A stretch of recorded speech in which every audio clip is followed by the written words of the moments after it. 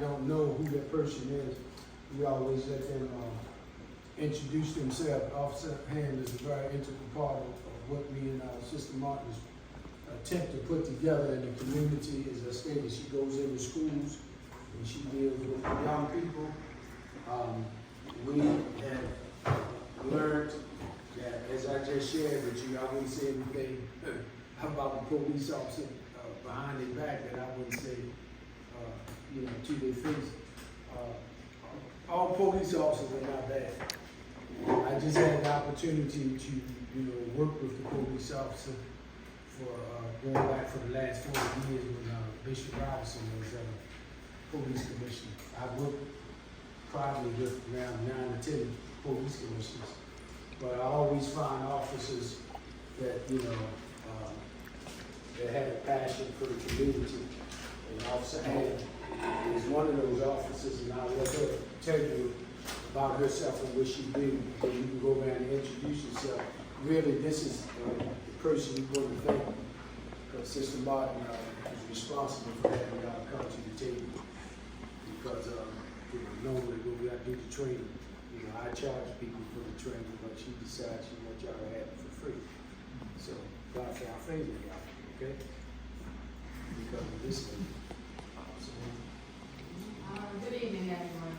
My name is Officer Hand. I've been with the Eastern District for about 2 years and as a complete officer for 3 years. I was working in the NCO unit, which is neighborhood coordinator unit, where you saw me. That's the unit I was working with, which we do a lot of interactions with the community. But now I'm back into patrol. I myself, I have a nonprofit. We do kind of up and coming, do a lot of stuff with the communities over in the Eastern District. I'm just here in support of Ms. Martin.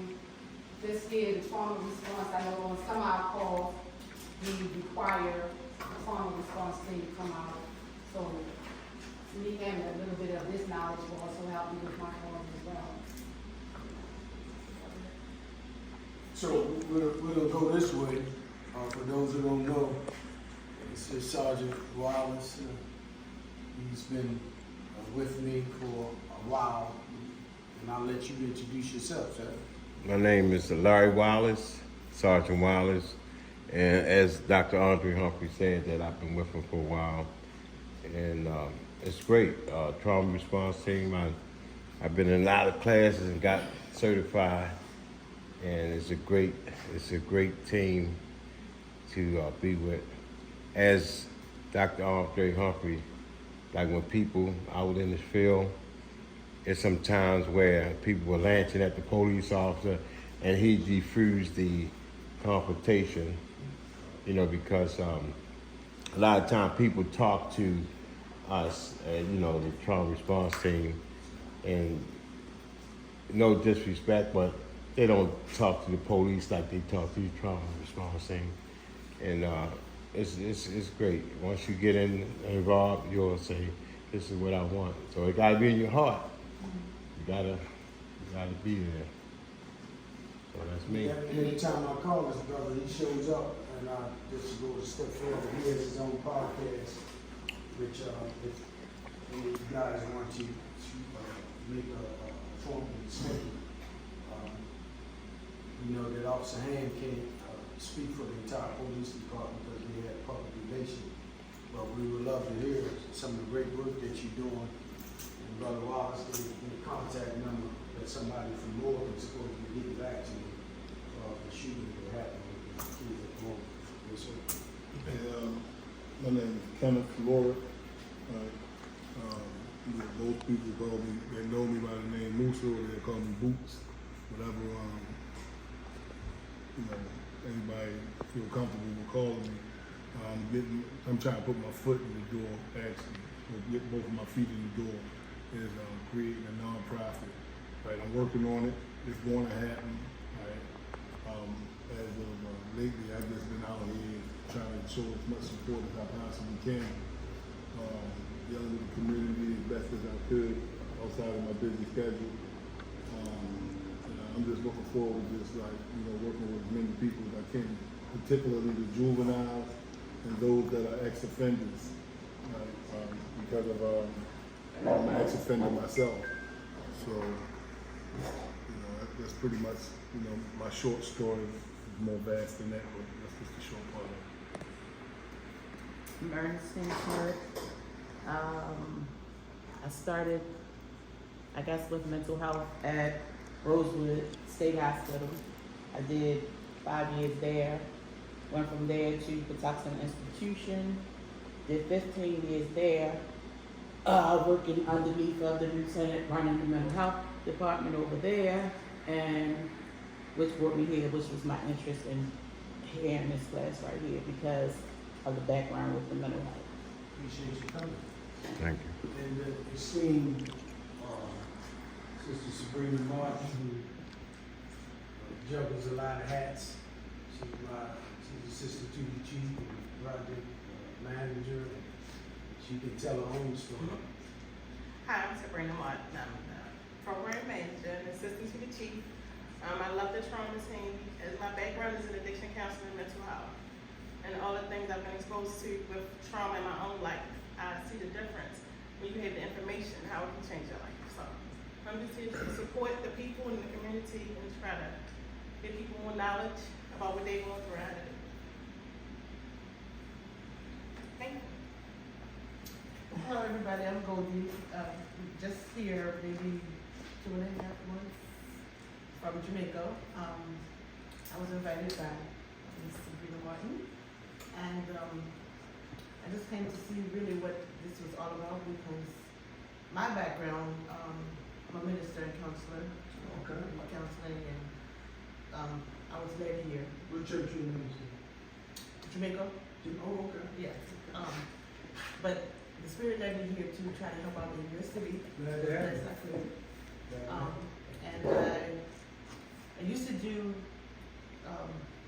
wasn't really a trauma response, but it was a community service with Alicia Reyes in Richmond, Virginia. Mhm. And she was very active doing the trauma response things in Virginia. So I used to travel with her to some of the things and try to counsel the community whenever they had any issues or anything like that. Very good. And so I'm just gonna see where God leads me. Mr. Lyon? So my name is Eliza Cooper, and I'm director of an organization called Thriving Community Collaborative. And the focus is dealing with trauma and resilience and teaching those kinds of skills, but bringing that to the community as to how they can respond to different things that happen in their lives in a positive manner. And one of my focuses is primary prevention. Sure. Did everybody sign the sign-in sheet? Everybody sign the sign-in sheet? Yes. So, you will find the information that I'm gonna share with you, in case the police department calls us saying that you, a few situations where there's been a police involved shooting. And, apparently we must do a pretty good job, because they always call us, because, take it real quick, how I got involved with the trauma piece. My son was 23 years old, came home from Hawaii and found out that his stepdad was abusing his mom. His stepdad was a former state trooper, former Howard County police, and him and my son got into an altercation.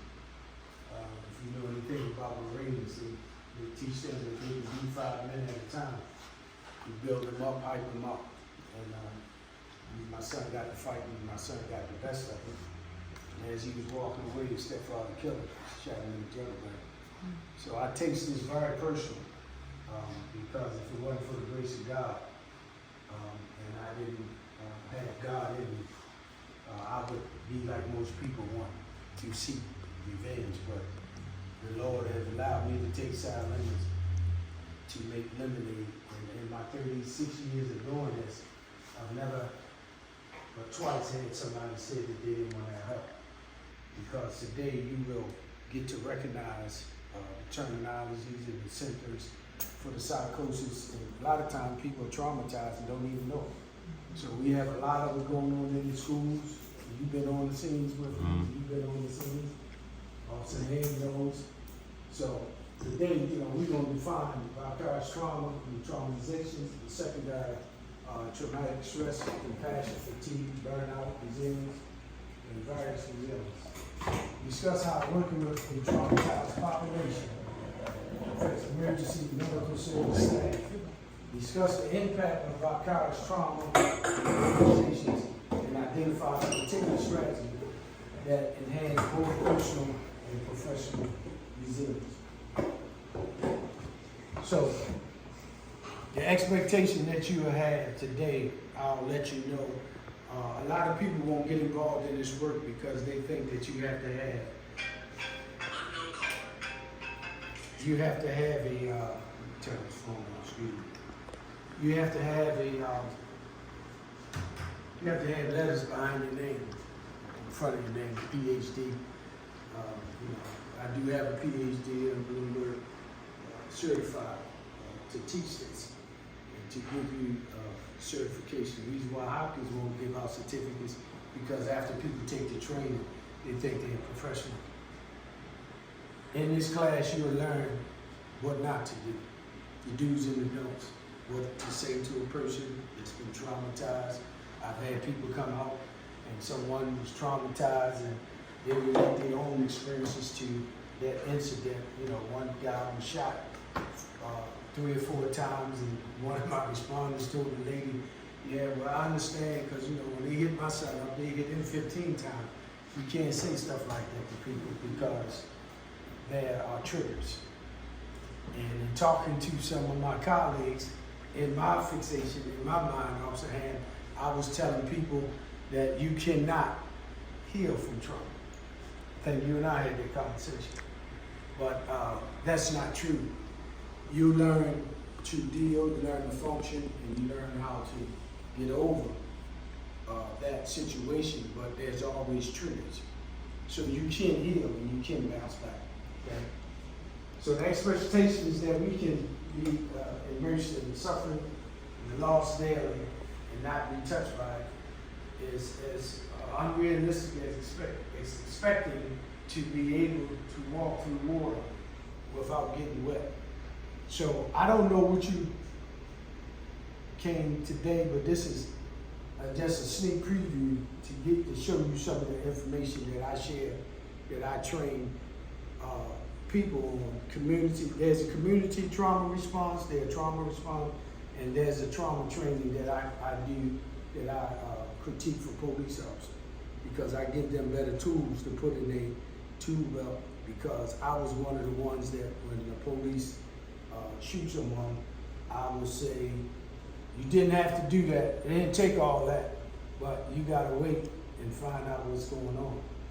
And they used to tease me when I first did my driving law almost 40 years ago. Police have a split second to make a decision. And at the end of the day, you correct me if I'm wrong, at the end of the day, they want to go home too.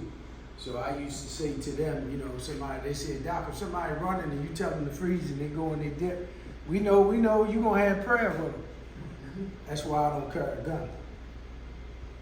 Because y'all be seeing me on the 6 o'clock news, because the way that crime is now, the things that law enforcement have to go through, I'm not gonna let nobody spit in my face, I'm not gonna let nobody disrespect me, I'm not gonna do all that, so, but I guess they're trained, they built that way, they're trained, you have to, I don't know, but I'm just saying, at the end, if you wanna ask Officer Hand how she feels about certain things, you don't have to give her opinion, and I don't speak for her, and I don't represent her, because we work together, and I never tell a police officer how to do their job. Does that make sense? Mm-hmm. But I'm saying my whole intentions is to help them to stay safe. Have y'all ever seen somebody try to put an alcoholic out the church? Have you ever experienced that? They become very combative, very loud. Get your hands off of me! So you have to learn the techniques, and you have to learn how to, deal with people. The stress, and acute chronic traumatic stress. The vicarious trauma, the critical incidents of stress, and vicarious traumatization, the secondary trauma, stress, compassion, fatigue, and burnout. How many of y'all know that you can be traumatized and don't even know it? So when you're traumatized, let me take you a step back. You know, the whole world is traumatized. And I'll start and go around, and I don't want to get stuck and get into a debate. Why do you think so many people are lashing out? Do you think COVID had something to do with it, where people stay pent up in the house and the frustrations was pent up, and that's that COVID going in now, as long as they move really getting. I figured it was going to do that. Hopefully it'll stay like that now. Yeah, so nowadays you can't even, if a person on the edge, you don't know what people is going through. So you could just say good morning to somebody and they can go off on you. Have y'all ever experienced that? Mm-hmm. Yeah. You know, before I go any further, I want you to know I'm allergic to people that's been good all their life. Because, you know, I'm in the trenches.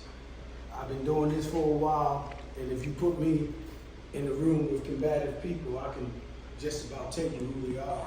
But once you let the horse out the barn, it's too late to get him back. So you can say things that will trigger people, right? And this is why a lot of our young people are using weapons, and because they don't know how to process. I'm not going to stigmatize all of them, but some of them, they don't know how to process of how should they deal with conflict. Yes, ma'am. So it kind of just, I think it's my dress so long you keep hitting the court. Mhm. It kind of just played out just what you said the other day in the incident that was on the news with the young man who was walking down the street kicking like the dirt bikes. Mm-hmm. And then let me just move. Yeah. And the I did that. Yeah, you are. I did. And the white guy, that was an activist, tried to come and calm him down or whatever. He was like, "Why are you doing that?" And he was like, "I'll kill you." And he went right over there and stabbed. The man fell over and he stabbed him right in front of him. I'm like, that was trauma. So, that's the guy was dealing with trauma. He was acting out. You could see it, right? And he was trying to, I guess, get that aggression on him. And then we found out like he had all over his girlfriend, right? So he didn't take it out, but she came right back screaming like, "Oh my God, I'm so sorry." Mm-hmm. I was like, you can just see it playing out. People are so traumatized. Right. Don't know how to deal with it. And if you plan on doing this work, you should have some sense of knowledge of. Let me clarify this.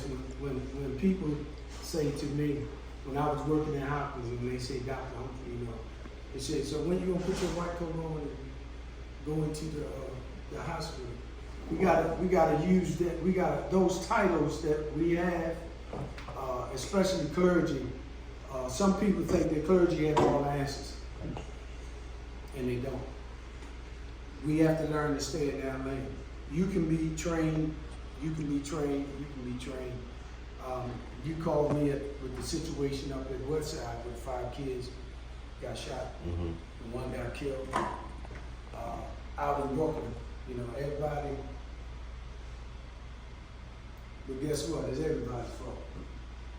It's not the commissioner's fault. So I used to be that person. Like I said, when I seen things happen, police was chasing the guy one time, rolled up on the curb, down on Greenmount Avenue, across from Greenmount West. And I said, he ain't had to do that. He don't take all that. Come to find out, this young man had just snatched an 85-year-old woman pocketbook, and he had a gun on him. So what they supposed to have, cake and ice cream with? No. So I get it. I've been on both sides.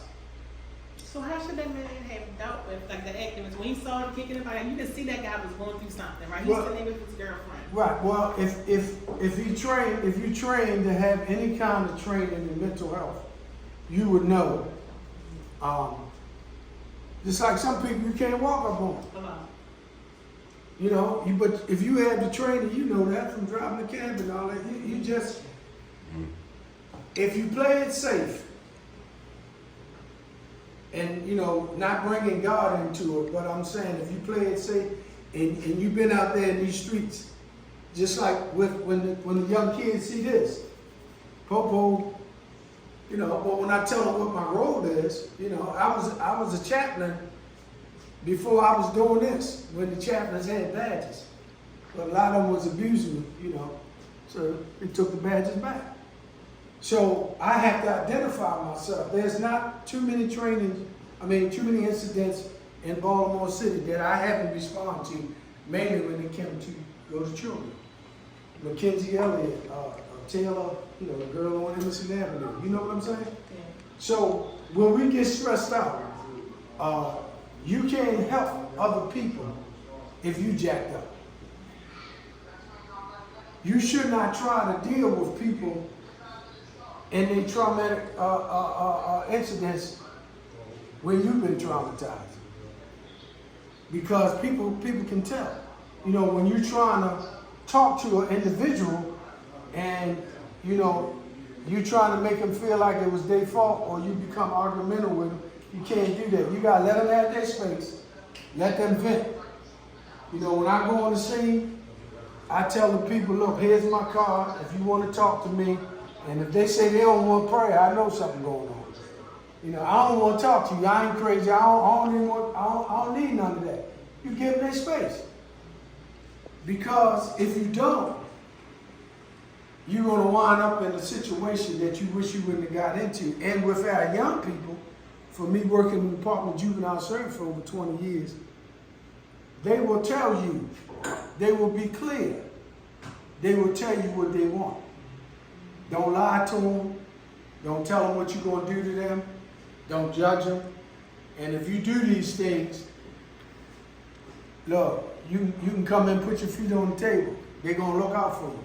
They're not going to hurt you. I'm telling you what I know. They used to run away and come to my house looking for me. I don't even know how they knew where I lived. But I'm just saying, it's about building relationships. It's about building relationships. And I'm saying, whether it's 5 or 6 people, what I'm going to give you, I'm going to give you some tools in your tool belt that you can walk away and say, hey, look, I recognize this. I recognize these symptoms. Let me ask you all a question. If a person came in here right now, and if it was 100 degrees outside, and this question is not for Officer Hand, because I'm sure she would know what to do.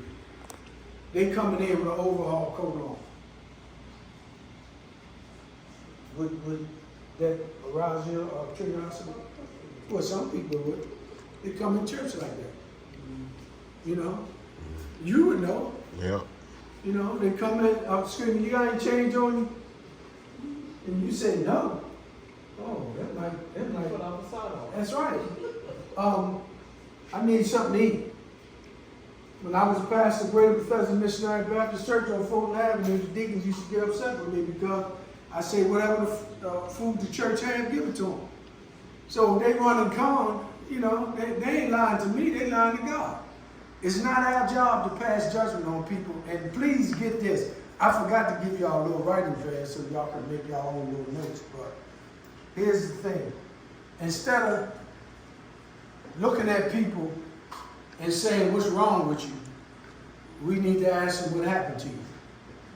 Because you don't know that person's story. And as I say, if your mind is not strong, especially these young ladies, they'll tell you some stuff that you ain't ready for. And the question would be, can you handle it? You probably could handle it. Because, on the other side, you become combative and you don't have no choice. You can't stay out that person's way. So when they become confrontational, if you feel as though they're a threat, if I swing it to hit you in your face, what's your reflex going to be? Huh? Look, okay, we'll get you there. but I'm supposed to block it, Yeah, but that's right. Right. I'm supposed to block it. Fight, flight, or freeze. Yeah. And we'll get you that later. So I walk up to you, trying to pick a fight.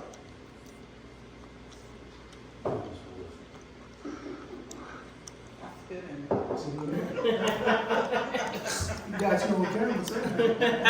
You see what I mean? Okay, thank you. So if you know that person that has some mental health issues, should you say that? That I spit in that? So, okay, so they might tell you, wait till I come back. And if you notice, in these shootings all around the country, at some point somebody knew that this guy had some mental health issues. And then when they come back, they always get the person that they want. In some cases, they shoot up everybody. Right. So I'm sure you've been on the job with disgruntled people, you know. But unfortunately, we don't be at work today when they come back. God is good, isn't he? So after I get you a portion, any question that you want to ask me about your trauma, I'm going to answer it for you the best of my ability. Because I want you to know that I know what I'm talking about. I've seen so much in this city. I've seen little kids' heads decapitated on Park Heights where the uncle from Honduras, because he didn't pay the ransom, head cut off. I've been down the morgue seeing young people faces blown off, and it becomes, I come home and I tell my wife, you know what? And she said, you see how you got your hand? And she said, you know what? I don't want to hear that. Can you call Sister Martin? Can you call Brother Wallace? Because after a while, it takes a toll on you. And if you can't, I know a lady that worked open heart surgery and shock trauma, and I've been in shock trauma so many times.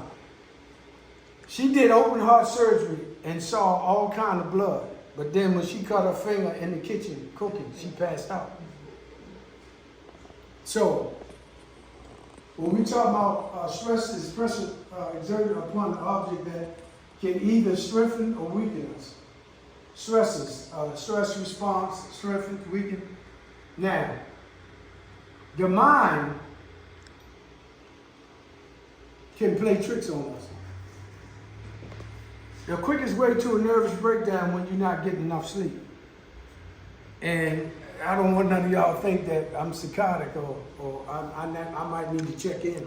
Have you ever gone to the bathroom late at night and you thought you saw something move or run across the floor? You've been good all your life. I know you ain't experienced that. Have you experienced that? Probably.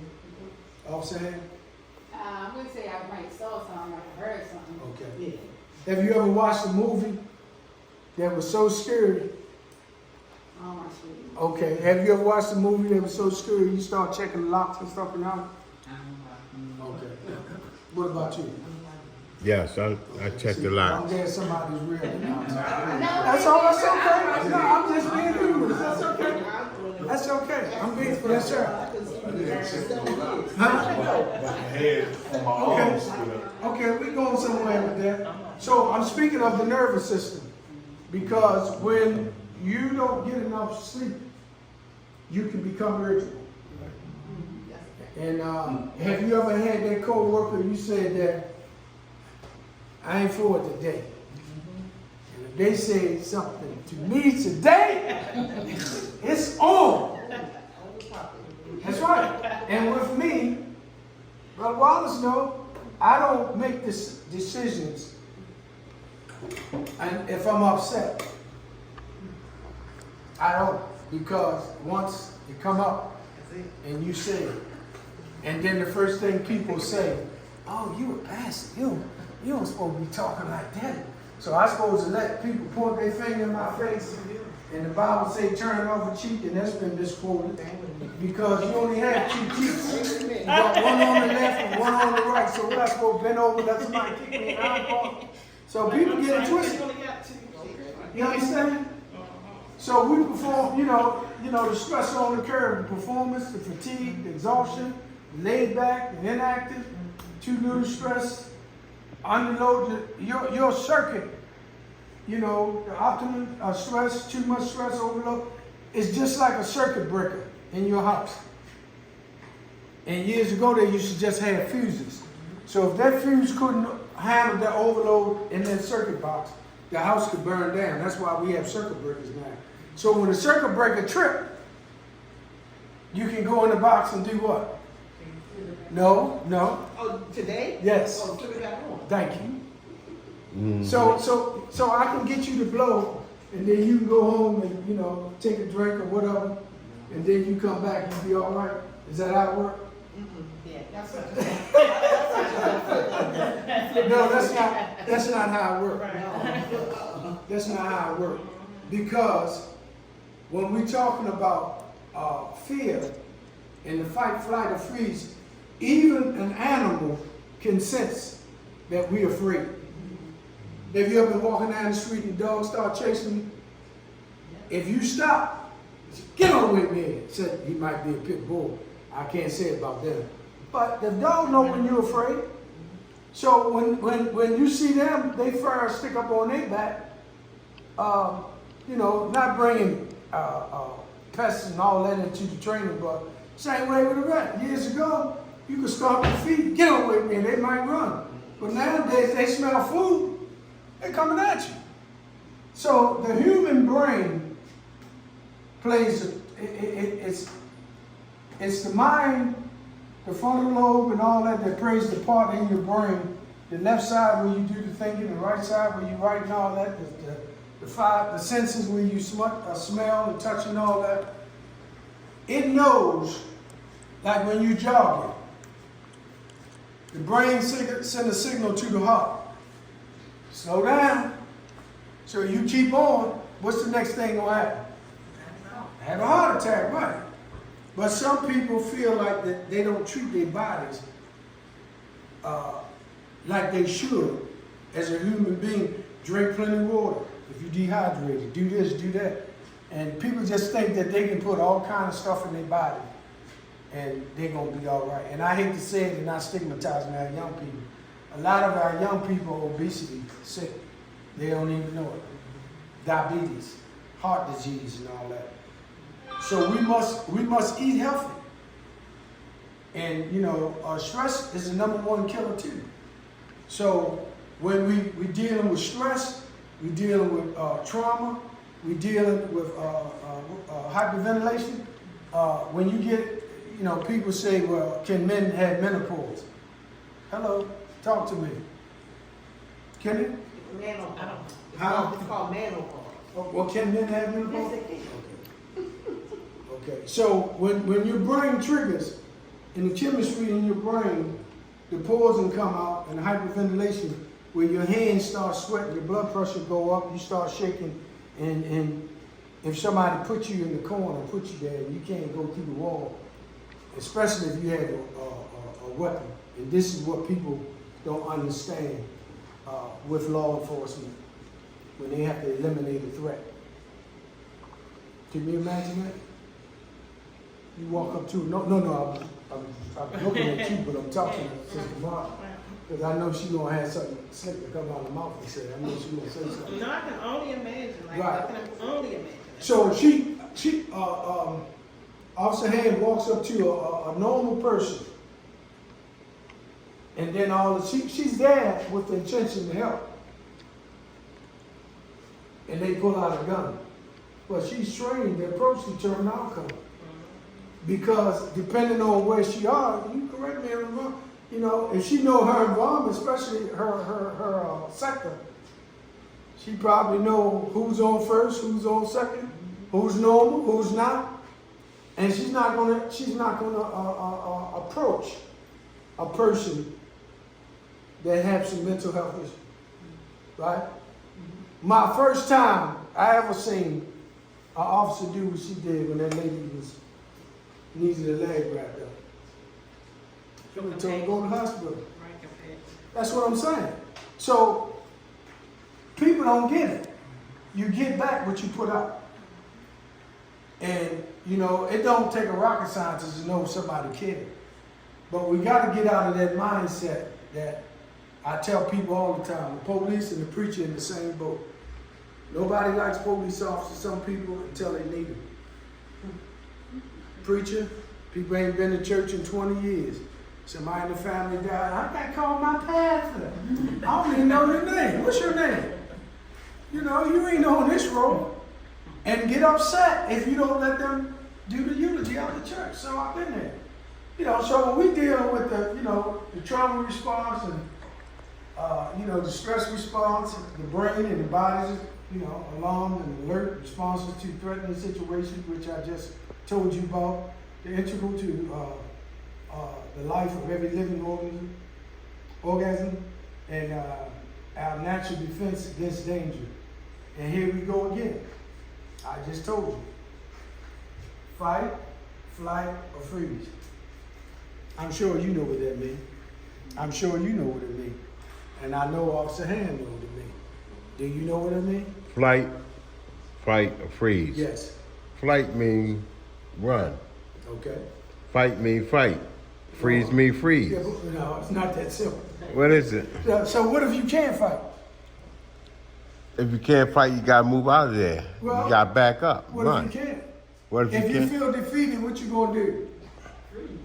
Freeze. Okay. When the police tell you to freeze Freeze. and you keep running, They're gonna do what they gotta do okay. to stop you. Okay. So can we always flight? Can we always leave? No? So how we gonna defend ourselves? Yes, sir. Under all three of them, I think it depends on the circumstances on which one you want to react to. I beg to differ. Yes, depend on whether your life is in danger. I agree with you.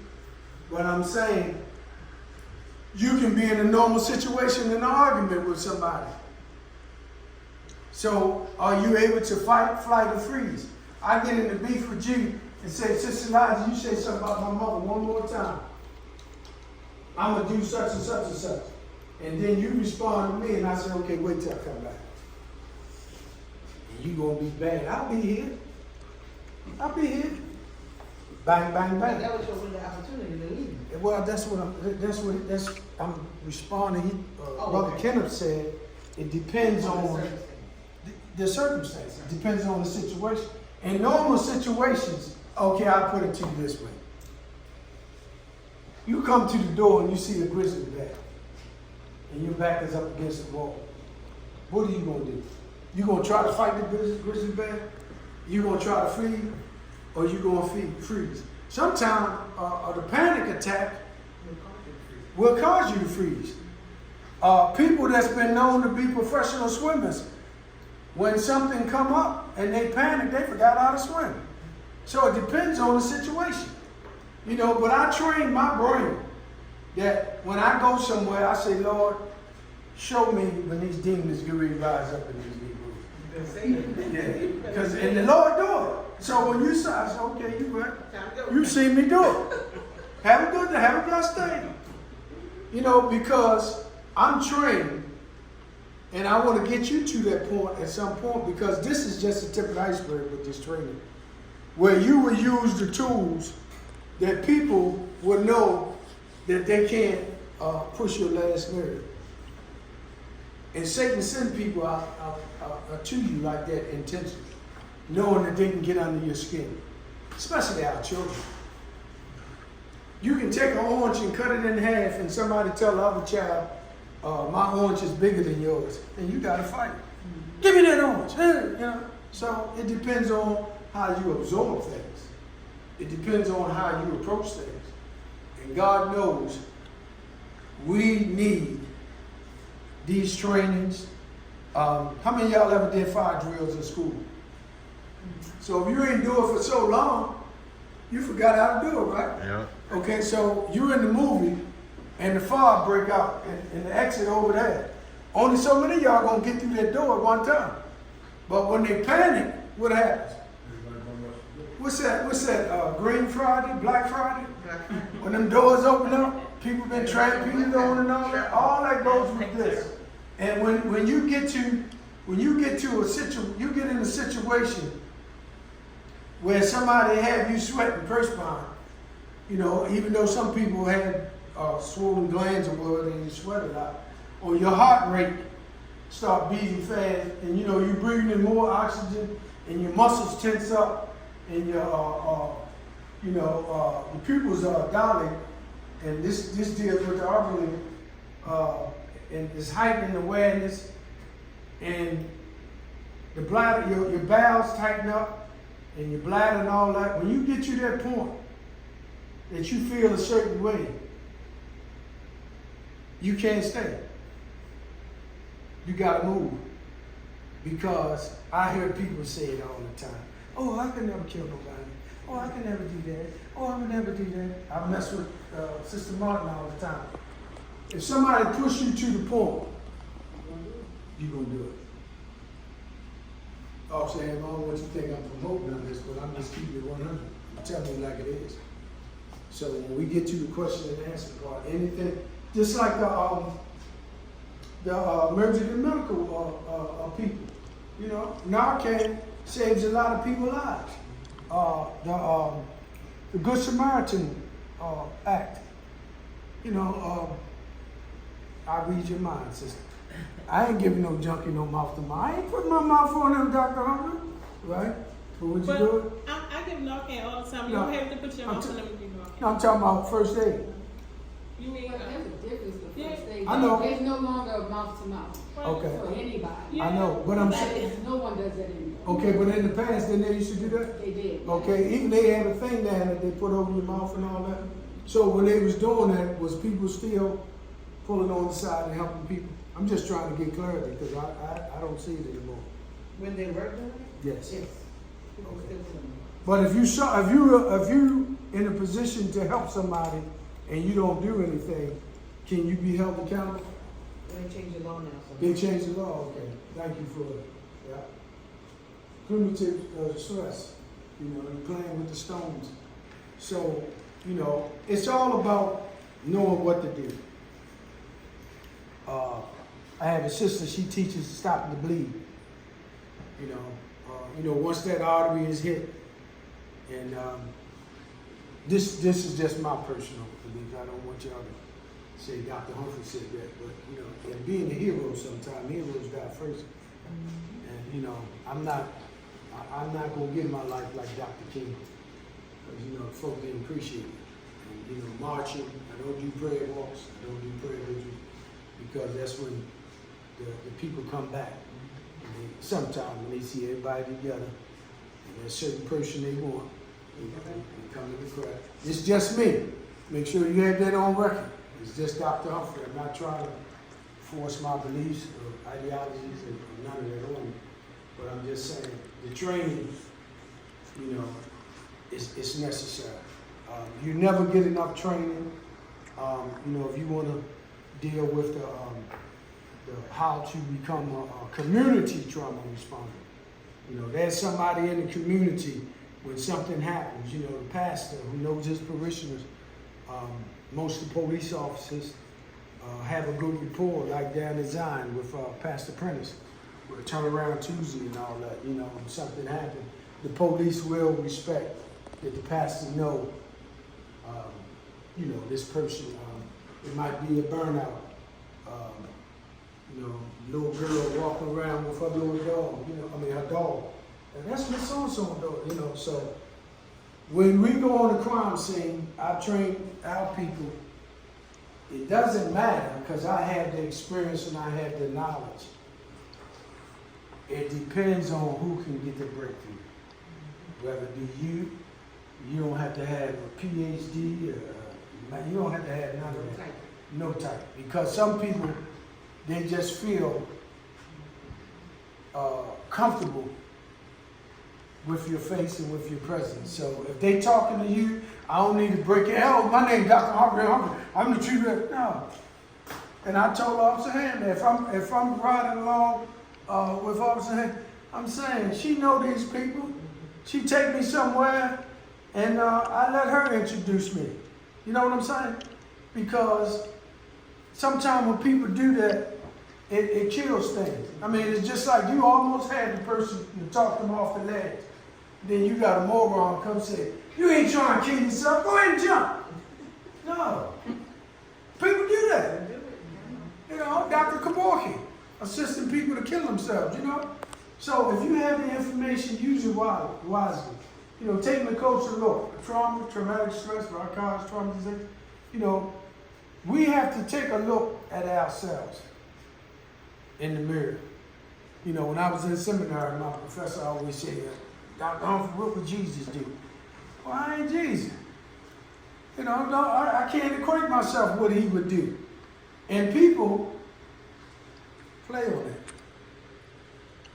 I'll be the first to tell you as a clergy, the church will never be the same again because people has become lackadaisical and they have brought too much worldly stuff in the church. And God is not pleased with that. Ask me to prove it, Sister Martin. In the uprising, there were 300 ministers locking arms, walking down North Avenue. I was there with Malcolm Russell, Chief Russell. And of course, I know I'm going to get some phone calls when I say this, but y'all know I'm not scared of the devil, plus a breath state. But if they was there for the right reason, on one accord, they could have stopped it, right? Do you believe that? So I was there, one of the 4 years old, one of the 15 years old. Oh, I'm Dr. So-and-so. God ain't pleased with none of that. God uses the least one. That's why God uses jacked up folk. He used messed up folk. I'm telling you. Because I was there, you know, don't never let people count you out. Because whatever God wants you to do, whatever assignment that He wants you to fulfill, you're going to do it. That's why when I need Sister Martin to do something, she sometimes is a sucker for saying story. I'll tell her, Lord, Sister, I'll tell her about Lord, baby, need some food. Let me see how much I have. And she'll do it. It's in her heart. I'm being humorous, but it's in her heart. The same way with me. How many times I told you I wasn't going to do stuff? And you said, Dr. Humphrey, they need you. Right? So that's what we do. Only thing you need in this line of work, you must have the passion. Now, very quickly, in your profession is what you're paid to do. Your calling is what you're made to do. Why you do what you do? Very quickly, why do you do what you do? To make money? So money moves. You're talking about my profession, right? Yes. Yeah, so I can make money, pay my bills. Okay. Well, all of us do that, but I'm saying to try to help somebody, why do you do what you do? Oh, it's in my heart. What about you? I have to come You care? Yes. Okay. Well, I ain't got Passion. Say it again. Passion. What about you? To love people and pay. What about you? See changes. What about you? Love the community. What about you? Everything going around you that you don't like, you be the change that you want to see. I don't care where I go. You ain't gonna steal my joy. Everybody can be in there, and face all tore down, and mad and negative and all that. I'm gonna change the atmosphere, or they're gonna put me out, because that's what God wants you to do. Those that are believers, we may be the closest thing to God that people will ever see. So you have to be that light. So what about the people that don't believe in God? That's a different story. The atheist say he don't believe in God, but when something happens, he say, "Oh my God." So it all depends where you, like you say, where you are. So something can happen in your life to make you call on somebody, right? So it depends on where you are. When I worked at Charles Hickey School, they say if a child comes to you and asks you about God, be my guest. You can talk to them all day long. But the minute they say, "I don't want to hear it," you got to stop them. Now, this doesn't have anything to do with trauma, but it can fall under these topics. Religions, what you believe, you can become indoctrinated. And if you're not strong, you can get in a cult. Only with what you believe. I know some people that got in the Bible and said, I read the Bible cover to cover 100 times. And just as crazy as they can be, because some things God don't want us to know. You know? And watch those, praise the Lord, says. Brother Wallace. The water. In the holy roly fanatics, every other word. Oh, Jesus, Jesus, Jesus, Jesus, Jesus, Jesus. I know some folks will say that and they cuss you out in a minute and say, praise the Lord. So who they fool? Hypocrites. You know, the human homicide, sexual assault, assault attack, war, natural hurricanes, earthquake, flood, fire. As I said, on the job, a fight or a physical attack, threat of a physical harm, or accident, traumatic events, a trauma can stem from. It's a little blurry, but childhood abuse, neglect, war, other forms of violence, medical interventions, physical emotions or sexual abuse, accidents, natural disasters, grief and loss, witnessing acts of violence, culture, interpersonal and historical trauma. Okay. Some people, when you say trauma, people call me on the side and say, well, Dr. Humphrey, did you need shock trauma? So when people think about trauma, they think about a terrible accident, right? But when we deal with trauma of the mind, and how do we know if a person is traumatized? They become withdrawn. They don't want to hear what you have to say. They become combative when you chastise them. They don't trust anyone. So once a person gets into that mode, you have to know what you're doing. I'm not going to pay a psychiatrist to tell me to lay on the couch and I give him all my information, because that's all you're doing. But you have to be trained, and you know, it's just like kids have been sexually abused and they use the puppets and the toys and all that. You just got to know how to get that breakthrough with people. You know, true story. When I worked at Charles Hickey School, they had a young man. All he did was he was violent. He took other kids' heads, stuck it in the toilet, and just fought all the time. Fought. So they was always doing something devilish at Charles Hickey School, so they locked me in the cell. But he said, I should kill you. I should kill you. Everybody I came in contact with, they let me down. I don't trust nobody. So I talked to a social worker. I talked to the case manager. I talked to the cottage parent. I talked to his doctors. Is that for us?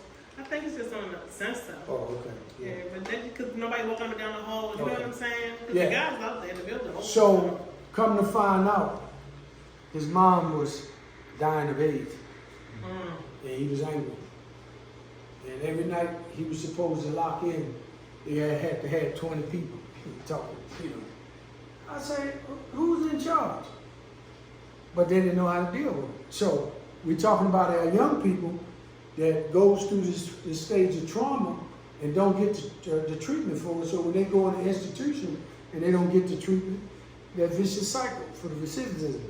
They come right back out. Then when they go back in the adult system and they've never been treated for it, so what happens?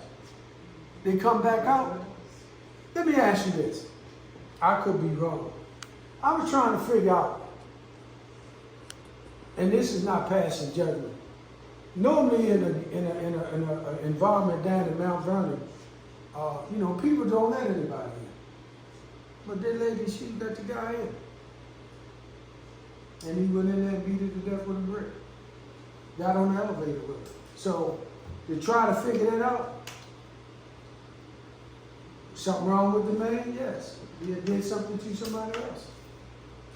So, we have people walking around the streets like that every day.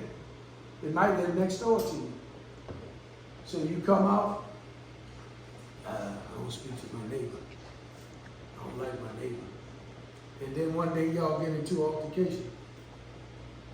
Remember the man in Brooklyn shot the 3 people because they was having a party and he parked in his parking space?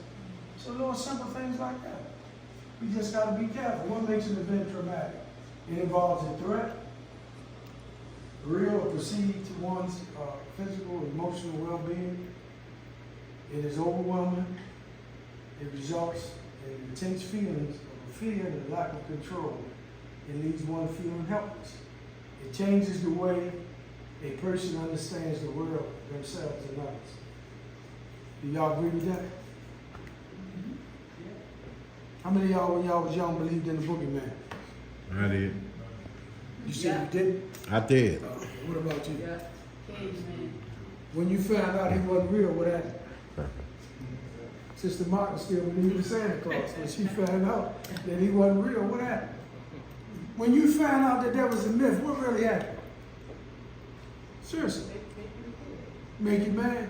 So when you found out your parents was the Santa Claus, Me Okay. You really believe that once Christmas, Saint Nick got stuck in the chimney? You know, the myths that people tell us. So when we don't know things for ourselves, it's tradition. I just told you, you can become indoctrinated through religion. You know, I became a Baptist because my parents was Baptist. And I asked some people, why you a Baptist? They say, because John the Baptist was a Baptist in the Bible. So do we really know? That's why I don't debate religion, I don't debate politics, and I don't debate sports. Because I've seen people go to blows with that. We find the traumatic stress. Traumatic stress is the stress response to a traumatic events in which one is a victim or witness.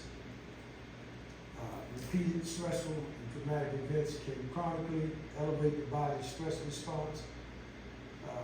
4% of victims suffer, about 44% of offenses. So, how can we deal with trauma in Baltimore City? I think we have to first acknowledge it. There you go. So, the best way to get help is to realize that you have a problem. You know, some people don't realize. You know, I had people in my family just just habitual liars. They just, you know, I had a certain amount of money the other day. Oh, did you? Just lie. And you have to tell them, do you realize that you are lying? Well, some people don't believe it. They lie so much they begin to what? Believe in themselves. So, you know, we have to be balanced.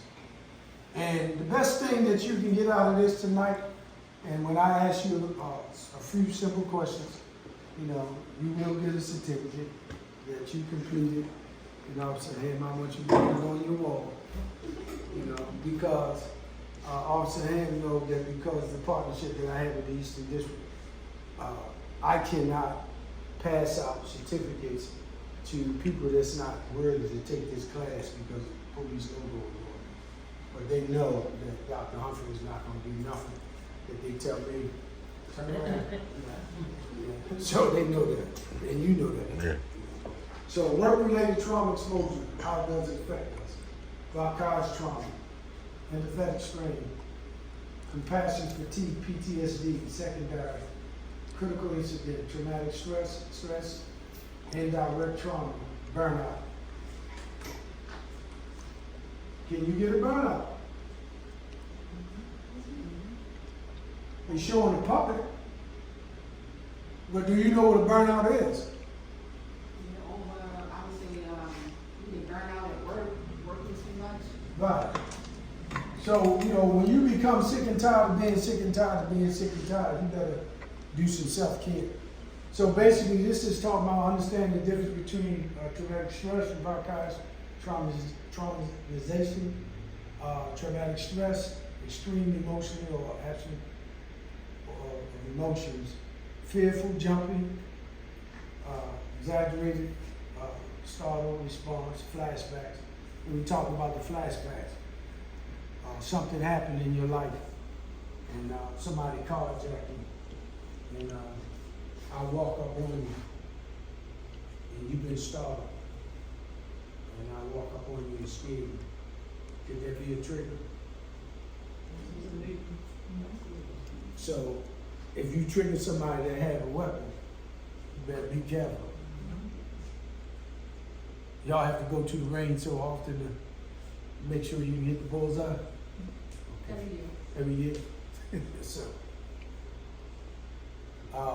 if a person don't have self-control, I don't think they need to carry a firearm. Do you agree? Yeah. Absolutely. So vicarious traumatization only involved with avoidance of victim survival, hypervigilance, and fear. When I was telling you about, you know, when you get to that point that people is what is it, excessive behavior, you know, your stuff got to be in a certain order. How many times you wash your hands a day? I don't know.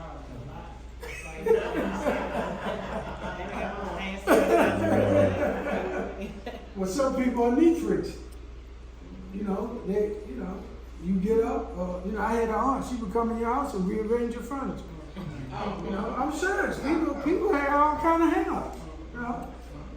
So, individuals as a fear of one's own safety, the world no longer feels safe, and people can't be trusted.